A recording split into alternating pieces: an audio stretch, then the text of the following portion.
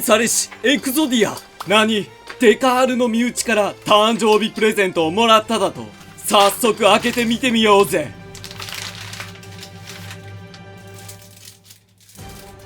コズミッククエイサードラゴン。そう、このカードは以前パック買いをしたのだが、コズミッククエイサードラゴンは当たらず全てすり抜けてしまったのだ。ただカード単品で買ったらちょっと負けた気分になるじゃないか。もうちょっと買ったのだが全てすり抜けたぜ。もう諦めて店に買いに行こうと思っていたのだが、ずっと買いに行っていなかったぜ。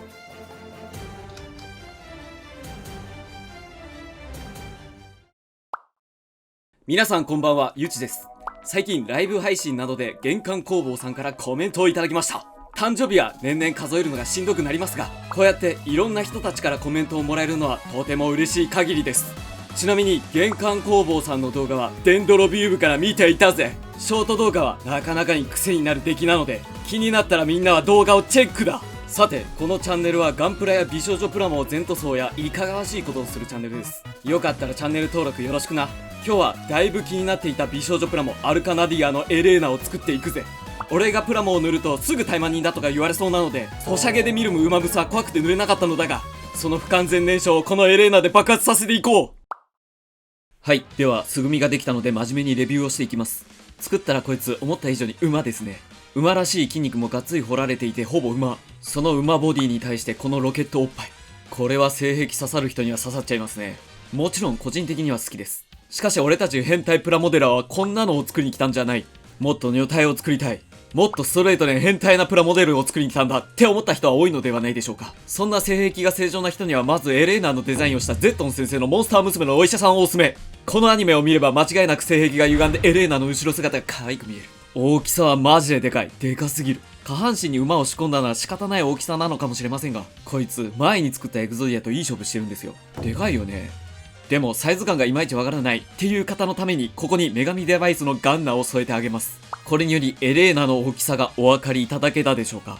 だがこのエレーナでかいだけじゃないんですよ。なんと他の美少女プラモが乗せられる。これはエレーナの大きさがあってできることなので、大きすぎるのは嫌だって思うところもありますが、こういうことができるのはとても面白いですね。いつも二足歩行を作っているデュエリストたちは四足歩行ってどうなのってなりませんか。個人的にもそうでしたが、はっきり言って動かしやすいぜ。その尖った馬のボディ、関節は前足が4箇所、後ろ足にも4箇所、お腹周りに2箇所、上半身はいつも通り。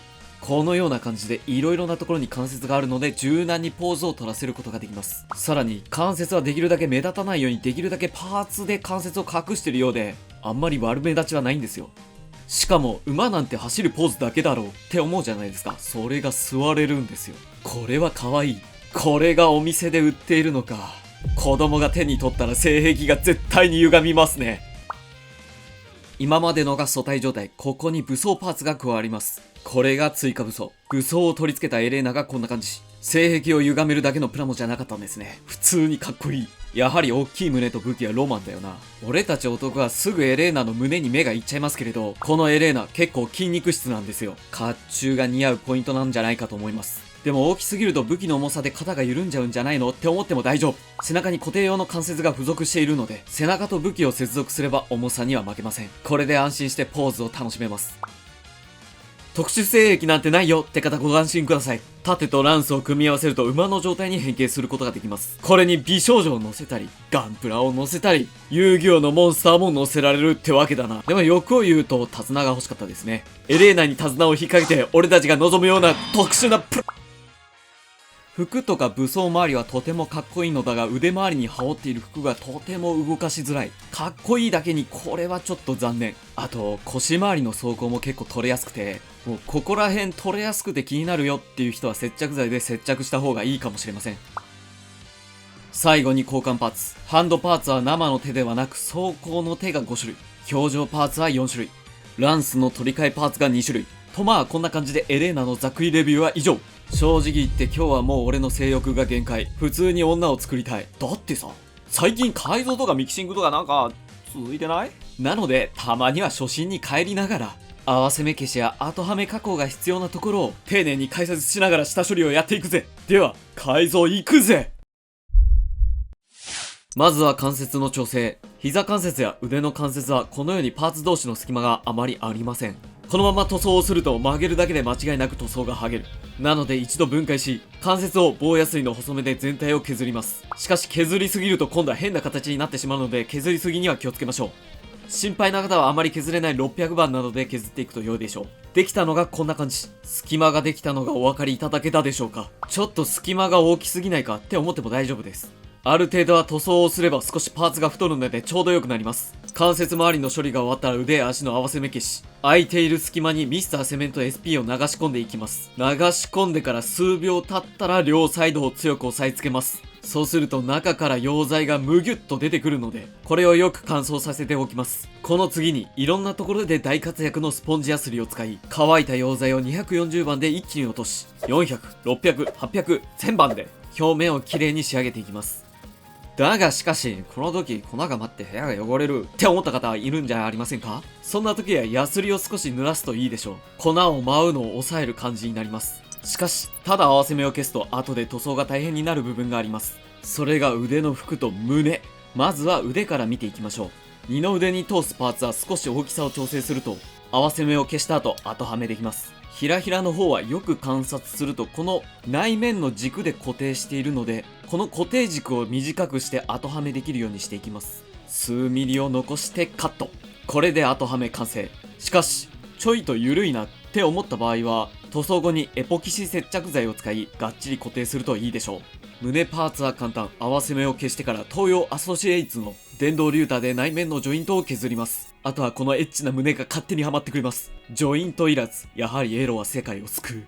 脇腹の部分も最初に合わせ目を消します。その後に後ろのジョイント部分をこの字にカット。こうすることにより後ではめやすくもなり、少し引っかかりがついてがっちりします。ここまで接着剤で合わせ目を消してきましたが、消せない合わせ目もあります。それがこの股関節周り。この世にもう無理だなって思ったような場所には、タミヤエポキシ造形パテを使い、どうしようもない隙間を埋めていきます。よく乾燥させたらしっかりヤスリがけをします。さらに腕や足、縦の合わせ目の他に横に伸びてる合わせ目があるんですよ。こいつがなかなかしぶとい合わせ目でうまく消えない。しかもちょっとした段差にもなっているんです。ここにパテを塗ることにより、そのちょっとした段差と一緒に消し、パーツを滑らかにします。髪の毛なんかも合わせ目消しをするのですが、不自然な髪の毛になります。そういった合わせ目消しで不自然になった場所にはパテを盛ります。乾いたら一度ヤスリがけをして、表面を整えてからカンナ掛けをして理想の髪の毛に整えます。最後にプラモの宿命パーティングライン。このように長い棒には必ずあるこの変な線。この線の対処にはデザインナイフでのカンナ掛け。線が取れたなと思ったらヤスリで最後整えれば完成。しかしいやらしいのが髪の毛にもこういうパーティングラインがあること。パーティングラインは消せたけど髪の毛の溝が薄くなったっていう場合は、力を入れず優しく溝に合わせてカンナ掛け。溝ができたら溝に合わせてヤスリをかけると綺麗な髪の毛の完成ってわけです。ぶっちゃけ見た目にはそんな変わりないよねって思うけれど、いじってるとなんか気になるんですよね。気になったらぜひ試してくれよな。さて、ここで一度パーツを洗いと言いたいところだが、今回は 3D プリンターを活用します。お、ゆうちがやってきたのかって思うじゃん。デカールの身内が作ってまいりました。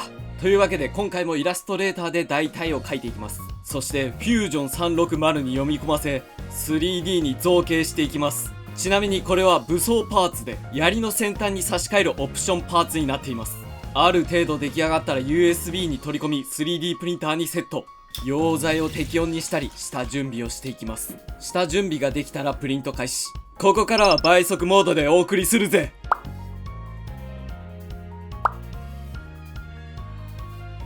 だいたい2時間ぐらいで印刷完了。一度ぬるま湯でよく洗ってからブラックライトで二次硬化させ、ランナーから 3D プリンターで出したパーツを取り出し、ヤスリで整えるのですが、なかなかうまくいかないので今回は溶剤を変えました。溶剤の相性っていうのは結構あるらしいですね。パーツの下処理が終わったら今度こそ一度細かい塵などを洗い流し、よく乾燥させたら塗装行くぜ。まずはガイアマルチプライマーを全体に塗り、塗装の食いつきを良くさせます。次にサーフェイサーパステルピンクで馬の体や肌パーツをピンク色にします。インナー部分にはコバルトバイオレットとパンツァーレッドを使い紫色に塗ります。その上から100均で買ってきたネットをかぶせ金色に塗装します。よく乾燥したらネットを取り外し、下地で使った塗料をグラデーション塗装。これでタイツ塗装の完成。タイツ塗装は塗っていてなかなか楽しいのだが、塗装いらずで付け替えができるバンダイの網タイツが今度出るの楽しみだね。これが令和の楽しい未来を作るバンダイ。肌パーツにはフレームアームズガールカラー01と02を使い塗っていきます。馬本体には下地のピンクを残しながら、彫りの深い部分に赤紫色を調色し塗装します。全体にピンクを残しながら塗れたら、その上からクリアベールブラウンを使い赤毛っぽい仕上げにします。最後に彫りの深い部分を調色してあげれば完成。初めてのモンムスにしてはいい感じに塗れたのではないだろうか。その他のパーツは一度サーフェイサーグレーで塗装。服や一部武器にはエメラルドグリーンからパステルミントグリーンの順番に程よくグラデーション塗装。こいつをよく乾燥したらマスキングをします。装甲部分はコバルトバイオレットを下地にして、パールシルバーとピュアホワイトを混ぜた塗料でホワイトメタリックに仕上げます。この色は一部塗り分けをしてプラモのメリハリをつけます。マントなどにはパンツァーレッドとフレームレッドを混ぜ赤黒い色を塗ります。大体の明るい色が塗り終わったらフレームや武器、まずはミスターサーフェイサーブラックで全体を黒く塗り、その後パールカッパーで一部ゴールドに仕上げます。さらにマスキングをして一部分にはシャンパンゴールド、パールゴールドを使い塗り分けをします。さらに武器などにはフレームメタリックで塗装します。髪の毛はまず薄い黄色を調色し塗装します。その上にピュアホワイトでハイライトを塗り、さらにクリアでコーティングします。乾燥させたらその上から陰影を塗ります。大体がこんな感じになってしまうので、メラミンスポンジでコーティングしてる部分まで削り取らないようにこすって陰影をはっきりさせるぜ。調整したのがこんな感じ。影がはっきりしていい感じになるぜ。髪の毛の全体が整ったら最後にインナーカラー。前髪や後ろの髪の毛の先端にはパンツァーレッドで赤く塗ります。これで大体のエアブラシによる塗装は終了。マスキングテープを剥がしたら筆などによる部分塗装。まずは口はホワイトとレッドを調色して大雑把に塗ります。その後エナメル薄め液を綿棒に染み込ませて口元を整えていきます。ゴールドはだいたいエアブラシで塗ったんですが、エアブラシじゃ塗れねえよっていうところはファレホのブライトブロンスでゴールドに筆塗りします。このゴールドはパールカッパーと同じぐらいの色味なので、少しぐらいの筆塗りなら違和感がない。ちょっとしたモールドには墨入れブラックで墨入れ、はみ出てしまった部分は顔と同じく薄め液で拭き取ります。金の装飾のモールドは全部拭き取るのではなく、軽く黒を残して拭き取りましょう。そうすると綺麗に仕上がります。大体の部分塗装が終わったらデカール。デカールは付属しているフェイスデカールを使います。位置を調整したら水分をギュッと綿棒で取ります。フェイスデカールが腫れたらチーク。程よい赤みがかったチークを描いていきます。塗りすぎてしまった場合はティッシュでこするといいでしょう。最後にトップコート。甲冑のところはクリア単体で塗ります。その他のパーツは艶消しとクリアをハーフに混ぜていい感じに薄く塗装していきます。これで全ての作業は終了。これが俺の初のモンムスだぜ。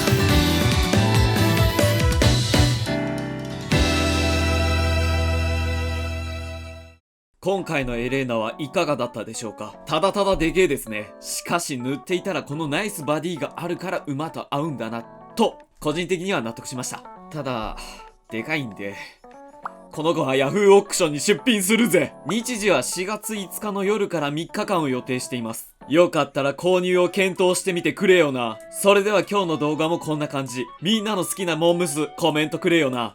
あと、チャンネル登録とグッドボタンもついでによろしくな。もう一人の僕、相棒。君、気づいてないから言っておくけど、冒頭でもらった身内のカードはちょっとレアな25周年仕様なんだよ。何？効果のところに25周年マークが入っているぜ。こいつはいいカードをもらったぜ。身内よ、ありがとう。これを励みに、また次回の動画も頑張っていくぜ。それでは、またな。例えば今世界が消えちゃったらどうしようなんて問いていか